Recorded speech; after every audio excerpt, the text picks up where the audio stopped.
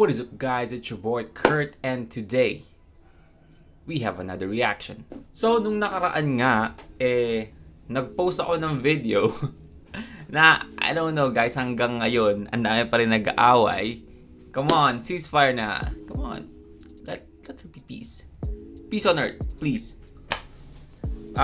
Yun nga yung pinost ko na tungkol dun sa may nag-email sa akin about sa pananakit tsaka panluloko nga daw or pampapahiya ni Edward kay Maymay. But what I'm trying to do on that video is just reviewing the video na sinend. And na nagpapakilalang pinsan nga daw siya ni Maymay, which is marami nagsabi sa inyo na hindi. Kung marami man sa inyo ang nagalit sa akin dahil doon, sorry, pasensya na. But today, mag-react ulit tayo sa panibagong performance, or this a throwback of old performance of Maymay and Edward Barbers. So this is OPM medley this is OPM medley Me and You Mayward concert. So kung naaalala nyo, nag-react na tayo sa shallow performance nila para sa dito sa Me and You concert, but medyo tinigil ko. Bala ko kasi sana sunod-sunod rin yung mga performance nila, pero medyo tinigil ko kasi ayun na nga, medyo hindi yung nagustuhan yung post ko na nakaraan. So I really want to apologize kung may mga na-offend or may mga nagalit, especially dun sa mga naniniwalang, kasi feeling ko based on the comment, hating-hati yung fan base nila no? Kasi merong iba na Maymay lang talaga. Okay na silang wala si Edward. And meron solid Maywards pa rin. And man, I respect that. I-follow nyo and sundan nyo kung ano yung gusto nyo sundan. Again, hindi ko hate yung Mayward. Hindi ko hate si Edward. Hindi ko hate si Maymay. Especially si Maymay. Alam nyo naman, siguro. But today, ayun nga, mag-react tayo sa OPM medley nila. I'm really excited. But before we start the reaction, if you're new to this channel at hindi ka pa nakasubscribe, well, kung gusto mo itong reaction ko, leave a like and subscribe. So nga pala, naglabas nga pala ako ng video, yung news bloopers, reacting to news bloopers. Alam niyo na, yung mga pagkakamali ng mga reporters and news anchors during live TV recording. So it's basically like try not to laugh. Kung gusto yung matawa, just you can visit that video. I'm going to put the link on the description below. And alright, so without no further ado, let's get it. Wala na kayo na talaga. Hindi. Kasi may message ako na inanda ako para sa'yo. Mamaya. Agad tayo, May, para kasi maganda yung ilaw doon, parang special yung kami. Parang date night. Hindi, kasi yes. Over the last 3 years, a lot of things have happened. Daming nangyari. Anong taon ba tong Me and You concert? Daming sa buhay ko. Daming malis.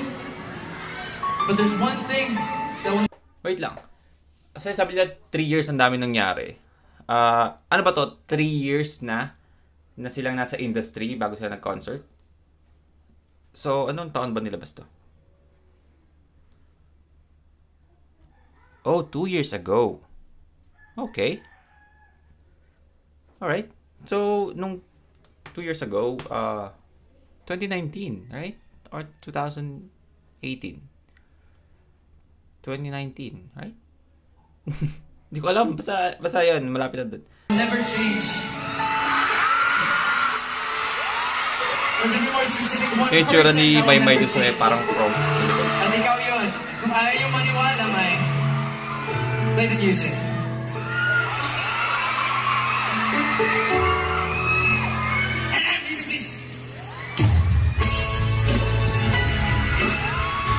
Hey!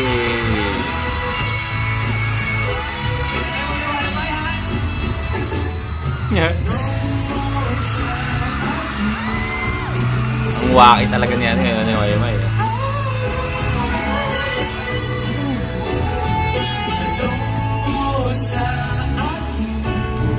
Sa pag-ibig matatagal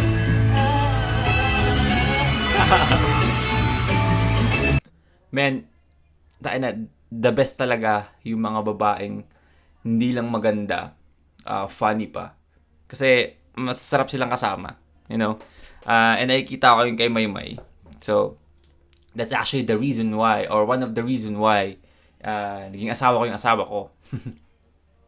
Kasi hindi lang siya puro paganda lang, or puro forma. Sobrang kengkoy din niya pag nakasama mo. So, yeah, and kita yung chemistry nila dito, no? Sayang lang talaga. Well, hindi pala sayang. Kasi marami nagsabi sa inyo na nagpapahinga lang yung Mayward. And meron pa talagang Mayward. And I respect that. So, yeah. Hindi ako na magsalita. Bababash na naman ako eh. Eh! Ang ganda ng singit mo, no?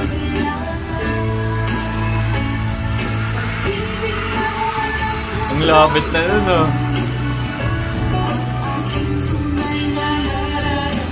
Wait lang. Sorry sa posing, guys. Gusto ko lang itanong. Comment down below. May movie na ba sila na nag-kiss sila? Kasi ang lapit na noon. Sobrang...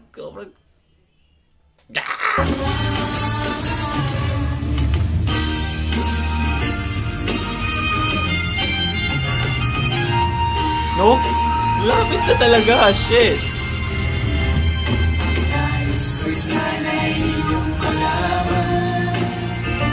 Sa Hilaga o sa Timog o Kanluran. Hey.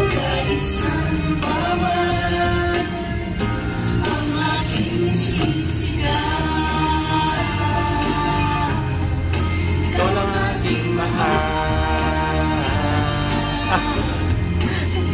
May kembo talaga yun, no? May giling eh.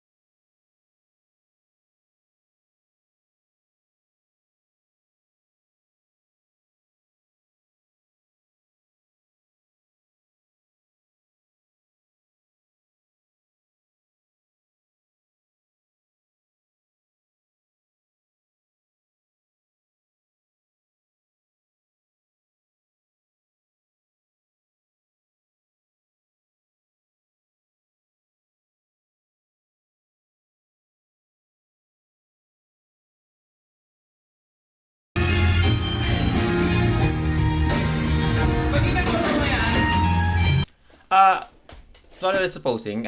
Na-curious lang ako. Comment down below nga kung sino dyan yung mga nakapunta sa concert na to. OPM medley. Kasi I feel like masayang concert to. No?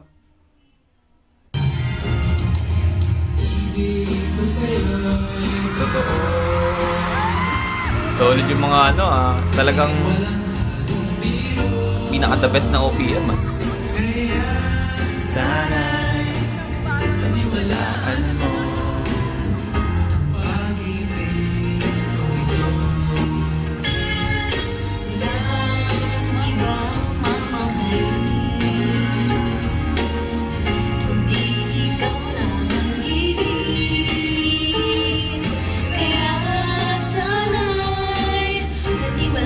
Ang galing ng pagkakamatch ng kulay ng damit nila, no? Very modern.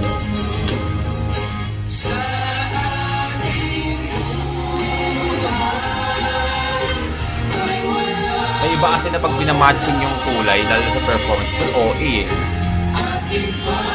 Pero dito yung matching yung damit nila is parang based sa personality nila. So parang blend lang sa kanila, hindi sila mukhang naka-costume lang.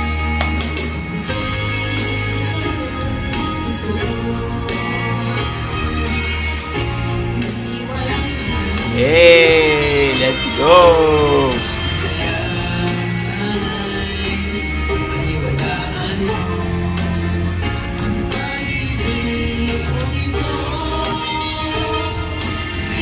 Hey, let's go!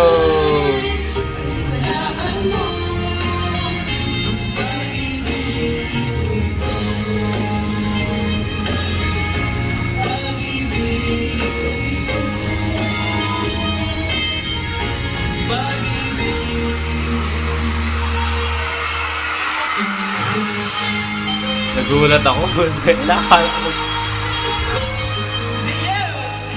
Grabe, na-pressure ako doon dong. Ano, May? Na-pressure. Ba't ka na-pressure? Alangan, di iba na yung gusto mo? Kasi ito, dahil ang kinanta natin kanina, OPM man. Alam mo ba yung OPM? Ang OPM galing na yun sa Pilipinas. Ngayon tatanungin kita. Kasi sabi niya, magaling na siya mag-Tagalog.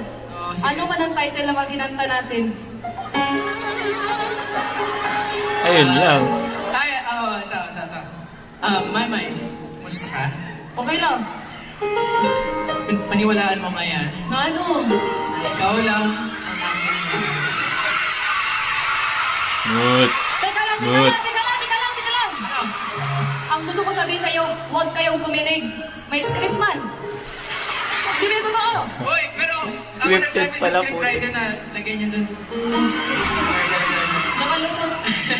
Pero sobrang totoo, thankful talaga ako na nandito ko sa buhay ko. Mamaya yun! Hoy, marami pang oras. Ay, akala ko tapos tayo. Alright. Shit, bitin. Yun na yun. Oh, shit. Nabitin ako.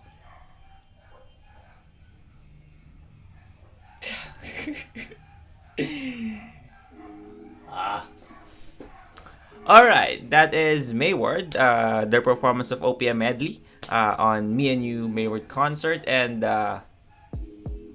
goddamn, nabitin ako.